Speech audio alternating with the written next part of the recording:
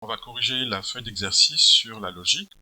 Alors on va utiliser non plus l'IDLE, mais on va utiliser le logiciel professionnel Visual Studio Code. Alors pour cela, tu vas prendre le fichier, le dossier PY, qui contient normalement le module tortue et la feuille d'exercice logique. Donc tu prends ce dossier, tu le balances ici dans Visual Studio Code, il va s'ouvrir, donc tu vérifies que tu as bien le module tortue ici, avec la fonction avancée, la fonction tournée qu'on connaît déjà, et feuille d'exercice logique avec exemple 1, exemple 2, et surtout les exercices qui sont ici, exercice 1.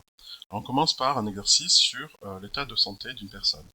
On te demande de demander à un utilisateur de saisir sa taille en mètres. Alors comment on fait pour demander à l'utilisateur un nombre, une chaîne de caractères? Bien, on utilise ici, si on va sur le formulaire, on utilise la fonction qui s'intitule input. Input, c'est une fonction qui retourne une valeur, parce que tu vois, on a un égal là. Hein. Donc input, c'est pour saisir une chaîne de caractères. Donc on demande à l'utilisateur d'entrer son nom, et il rentre son nom, c'est une chaîne de caractères, qui va être retournée à la variable prénom. Si on lui demande son âge, c'est un entier, donc on va mettre juste devant int, hein, parce que c'est pas juste une chaîne de caractères, un nombre. Donc int c'est pour entier, int pour saisir, et on va lui demander son âge. Donc il va rentrer un nombre, c'est-à-dire un entier, et ça va le stocker, on va le stocker dans h. Pareil, si c'est un nombre à virgule, on va mettre la fonction float, utiliser la fonction float, qui va transformer, donc que va saisir l'utilisateur, donc on fait un input, hein, toujours pareil. Input c'est pour saisir une chaîne de caractères, et float c'est pour convertir en nombre à virgule. Alors allons-y, donc là on va demander à l'utilisateur de saisir sa taille, donc on va stocker le résultat dans taille, on va utiliser la fonction input, qui renvoie quoi? Qui renvoie une chaîne de caractères, mais si je veux un nombre à virgule, il faut que je mette float devant. Float, ça veut dire nombre à virgule. Là. Et input, je vais dire quelle est ta taille ou saisir ta taille. Saisir ta taille. Voilà, deux points, espace. Je fais la même chose pour le poids. Je vais demander à l'utilisateur de saisir son poids. Donc c'est aussi un nombre à virgule, donc float. Saisir ton poids. Ok, donc le poids et la taille c'est en mètres, et le poids c'est en kilogrammes. Ensuite, une fois qu'on a fait ça, on va calculer l'indice de masse corporelle, donc l'IMC, ce qu'on appelle l'IMC, c'est une variable, donc qui dépend de la taille, le poids divisé par la taille au carré. Alors taille carré, tu fais soit taille fois taille au carré c'est taille fois taille, soit tu utilises dans le formulaire pour faire des puissances, hein, le carré c'est une puissance de 2, tu viens ici, là dans maths, et tu as A étoile étoile B, ça veut dire A puissance B. Donc on va utiliser étoile étoile, on va utiliser ça, donc je mets étoile étoile 2, c'est la même chose, hein, c'est taille au carré. Une fois que j'ai calculé l'IMC, je peux l'afficher. Donc dans la console, je fais print, je peux mettre le texte IMC, hein, IMC égale, et puis je mets la variable IMC avec la valeur. Donc déjà, je peux tester ça, hein, allons-y. Donc je l'exécute, il me demande quelle est ta taille en mètres, je mets 1m80. Quel est ton poids, je mets 75, voilà, et il me calcule un IMC de 23. Déjà, c'est correct.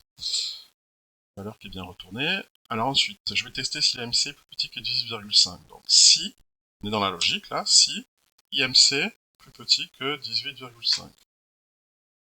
Alors à ce moment-là, donc deux points, je vais afficher poids faible. Donc je fais un print, et j'affiche print, là, et j'affiche le texte poids faible. Ensuite, si l'IMC est compris entre 18,5 et 25, donc je recopie cette ligne, hein, ces deux lignes, donc si, sinon si, ça se dit elif. Ça c'est la deuxième condition, c'est elif. Donc ici, la condition c'est celle-ci, elle est vraie ou fausse, hein, cette condition. Donc je la recopie, on va afficher poids normal. Et sinon, donc si les deux conditions, celle-ci et celle-ci sont fausses, ben forcément c'est qu'on est forcément plus grand ou égal à 25. Hein. Donc sinon ça se dit else, else de point, et pareil, je vais afficher, je vais faire un print, et je vais mettre surpoids. Surpoids. Afficher surpoids, c'est bon. Je peux tester mon programme. Hop, alors il me demande la taille, je vais mettre alors une taille petite, 1m50 par exemple, et un fort poids, je vais mettre par exemple 80 kg, et il me fait ton IMC est 35, hein, et tu es en surpoids, forcément. Alors je reteste le programme, donc je demande la taille, je vais mettre 1m80 et 75 kg. Là, il me fait que l'IMC est 23, hein, donc on est bien compris, 23 c'est bien ici, entre 18,5 et 25, on est bien un point normal, c'est ce qui s'affiche ici. Alors, avant de passer à l'exercice 2, ce qu'on va faire, et c'était pas demandé, on va le faire quand même, c'est de mettre tout ce code-là dans une fonction. Hein. Une fois qu'on a fait un code qui est fonctionnel, hein, ce code il permet de connaître mon état de santé, eh bien je le mets dans un bloc, hein, que je vais dans un bloc fonctionnel. Donc là, je vais définir une fonction. Cette fonction, je vais l'appeler, par exemple, afficher, calculer l'IMC ou santé. Tiens, j'appelle santé. D'accord. Deux points. Et tout ceci là, je vais le décaler sur la droite. Donc je prends tout le bloc, je le décale sur la droite, puisqu'il est à l'intérieur du bloc santé. Et voilà. Et si je veux appeler santé, ma fonction santé, je l'appelle comme ceci, tout simplement. Donc, on va tester, donc teste-le, et voir si ça marche. Alors, avant de passer à l'exercice 2, du coup, je vais mettre en commentaire ceci. Hein, comme ça, j'exécute pas ma fonction santé. Elle est définie, mais je l'exécute pas. Alors, dans l'exercice 2, on va demander de programmer donc, un code qui permettra de déterminer si un nombre est pair ou impair. Donc, pour cela, on demandera à l'utilisateur de saisir un nombre, un entier, hein, et suivant que si le nombre est divisible par 2, on affichera que ce nombre est pair, sinon, on affichera qu'il est impair. Alors, pour cela, on va utiliser quelque chose en maths qui s'appelle le reste de la division de A par B. Donc, ça s'écrit comme ceci, A pourcentage B, c'est le reste de la division de A par B. C'est pas la division, mais c'est le reste de la division. Prenons un exemple, donc là je vais dans IDLE, hein, pour tester, dans la console rapidement. Donc là je vais tester par exemple, est-ce que 12 est divisible par 2? Donc je fais ça, et tu vois, le reste de la division, 12 par 2 c'est 6, 12 divisé par 2 c'est 6, et le reste c'est 0. Si je fais 13 divisé par 2, donc il me donne le reste qui fait 1, puisque 13 c'est 6 fois 2, 12 plus 1. Donc à chaque fois il m'affiche le reste. Donc là je vois très bien que 12 est divisé par 2, alors que là 13 n'est pas divisé par 2, puisqu'il y a un reste qui n'est pas égal à 0. Je peux continuer, est-ce que 14 est divisible par 2? Donc le reste de la division c'est bien 0, donc ça veut dire que 14 est bien divisé par 2. 14 est bien un nombre pair. Pareil, hein, 15, on continue. Est-ce que c'est divisé par 2? Non, le reste c'est 1. Hein, puisque 15 c'est 7 fois 2, 14 plus 1. Le reste c'est 1, donc c'est pas un nombre divisé par 2. Donc voilà, c'est très utile, hein, ce symbole, pourcentage, hein, qui symbolise le reste. Donc on va commencer par demander à l'utilisateur de saisir un entier, hein, ce qui est ici. Donc pour saisir, on se rappelle, c'est input, c'est la fonction input. On va dire saisir un entier, ou un nombre entier. Voilà. Alors attention, input, ça retourne une chaîne de caractères. C'est la chaîne de caractères qu'on va saisir au clavier. Donc moi, si je veux un entier, il faut que je transforme cette chaîne de caractères en entier. J'utilise la fonction int pour transformer ça en entier. Et ça va retourner un entier que je vais stocker dans nombre. Une variable que j'appelle nombre. Ensuite, je vais tester si ce nombre est divisé par 2. Donc je vais faire un if. La condition, c'est est-ce que ça, divisé par 2, est-ce que le reste c'est 0? Le reste de la division du nombre par 2. Donc est-ce que nombre pourcentage 2, c'est-à-dire est-ce que le reste de la division par 2, est-ce qu'il est égal à 0? C'est une question. Est-ce que le reste est égal à 0? On a vu différents exemples ici. Là, par exemple, le reste, ben, c'est 0. C'est bien égal à 0. Alors que là, c'est pas égal à 0, c'est égal à 1. Donc ça, c'est une question. Est-ce que c'est vrai ou est-ce que c'est faux? Est-ce que le reste de la division par 2 est égal à 0 ou pas? Donc 2 points. Donc si c'est vrai, on va afficher que le nombre est pair. On va afficher nombre. Alors ça, c'est la variable nombre. On va afficher est pair. Voilà. Et sinon, donc sinon c'est else. Pas de deuxième condition là. Soit c'est vrai, soit c'est faux. Donc on met else et on fait un print. On va marquer nombre est impair. Voilà, donc le programme est très simple, hein, tu vois. On a juste vérifié cette condition, soit elle est vraie, et si elle est fausse, ben on affiche ceci. Alors, exécutons le code. Je lui demande de saisir un nombre entier, par exemple 15, et il me dit 15 est impair. Je l'exécute. Donc saisir un nombre entier, je lui mets 14, et il me fait 14 est pair. Le programme fonctionne. Alors, l'exercice 3 est sensiblement le même. Au lieu de voir si un nombre est pair ou impair, on va voir si un nombre est divisible par un autre. Donc, on demande à l'utilisateur de saisir un nombre entier et ensuite saisir un diviseur. Donc, allons-y. Donc, saisir un nombre entier, je vais stocker dans la variable entier int, je fais un int input. Voilà, et je dis saisir un entier. Point espace. Pareil pour le diviseur. Donc, je vais demander de saisir donc, un diviseur, saisir un diviseur. Ok.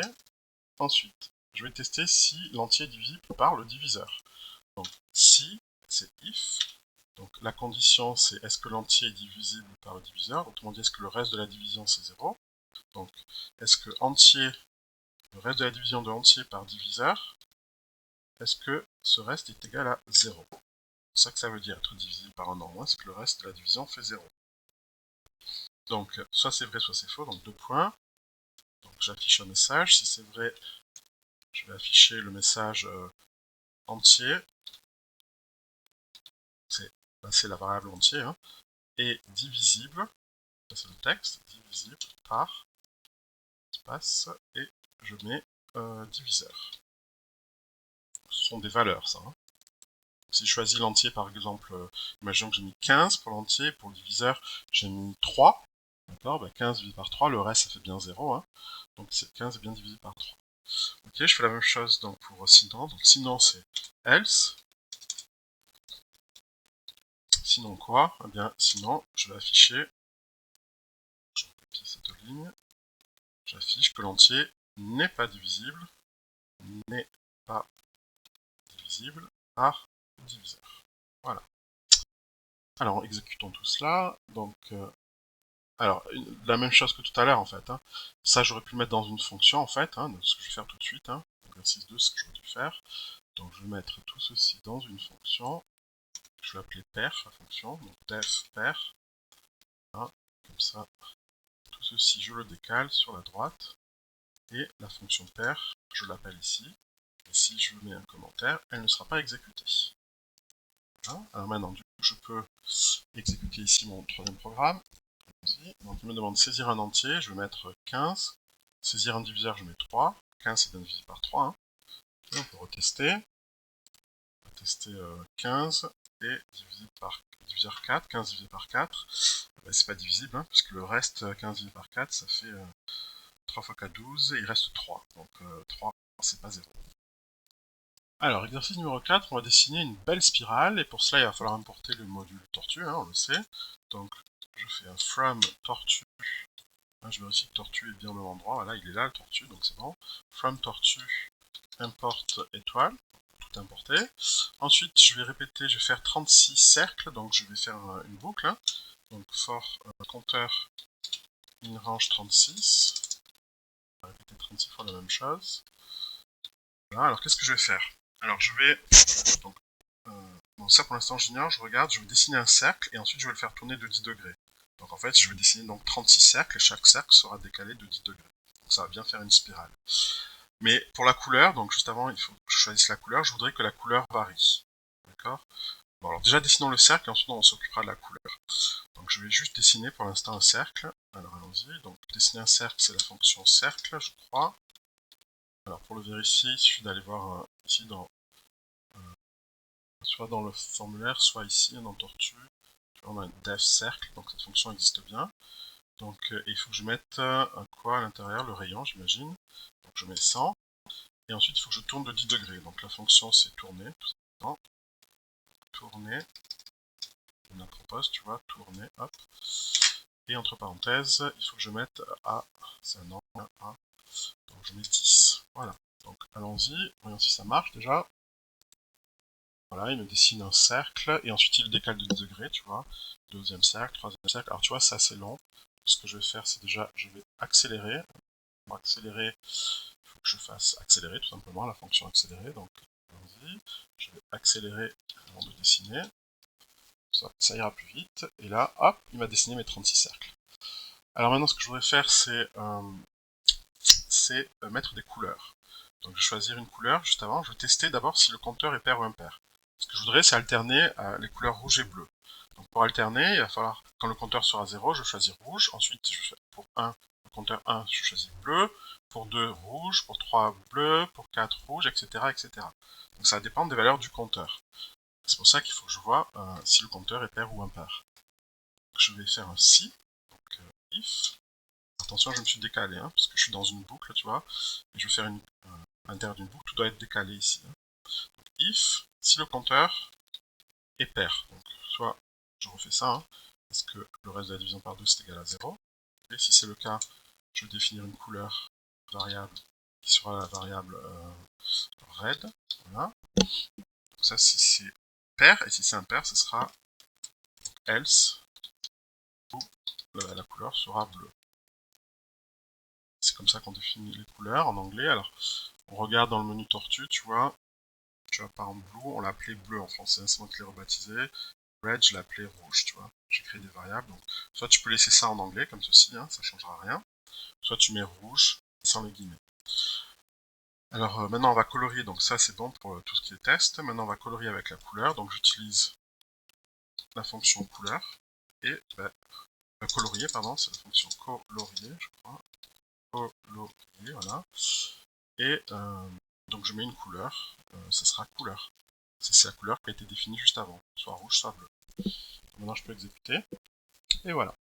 Donc j'ai bien ma spirale, alors juste pour faire en sorte qu'elle reste hein, sur l'écran, et je vais faire terminer, pour laisser la spirale à l'écran.